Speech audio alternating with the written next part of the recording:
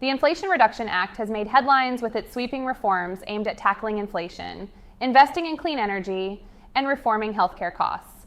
But what does this mean for you as a Medicare beneficiary? When it comes to your Medicare benefits, one of the most significant Inflation Reduction Act provisions is the reform of prescription drug pricing under Medicare Part D. Starting in 2025, you'll have a cap of $2,000 on your out-of-pocket drug costs annually. This means that once you've spent $2,000 on prescription medications in a calendar year, you won't have to pay anything more for the rest of the year.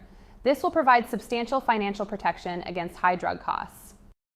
Another crucial aspect for you is the Inflation Reduction Act's allowance for Medicare to negotiate prices for certain prescription drugs, starting with 10 high-cost medications in 2026 and increasing to up to 60 medications by 2029.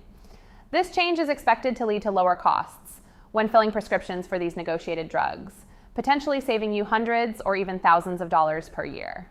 Additionally, the Inflation Reduction Act introduces penalties for drug manufacturers who increase their prices above the inflation rate, which should help keep your drug costs in check over time. You'll also benefit from expanded coverage of vaccines under Medicare Part D, as the Act makes recommended vaccines available to you at no cost. This change could help you stay up to date on important immunizations without worrying about the expense. If you rely on insulin to manage your diabetes, you'll be happy to know that the Inflation Reduction Act caps your monthly insulin copays at $35, both for insulin covered under Part D and for insulin used in durable medical equipment pumps under Part B. You may also qualify for enhanced subsidies for your Medicare premiums, depending on your income level.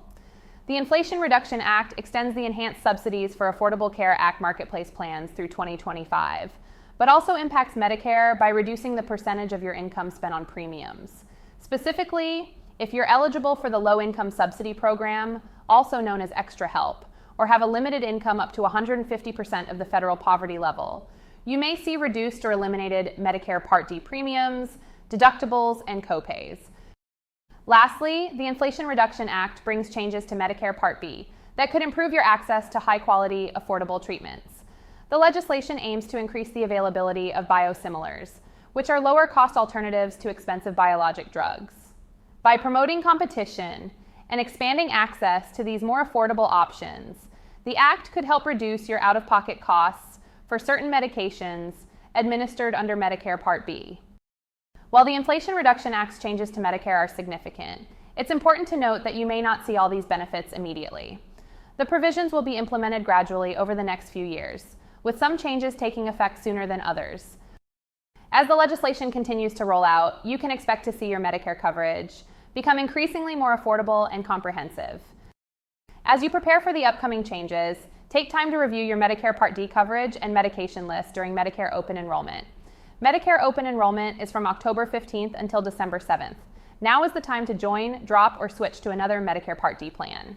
For more information about Medicare, please speak with a Senior Healthcare Solutions Medicare expert today at 866-633-4427.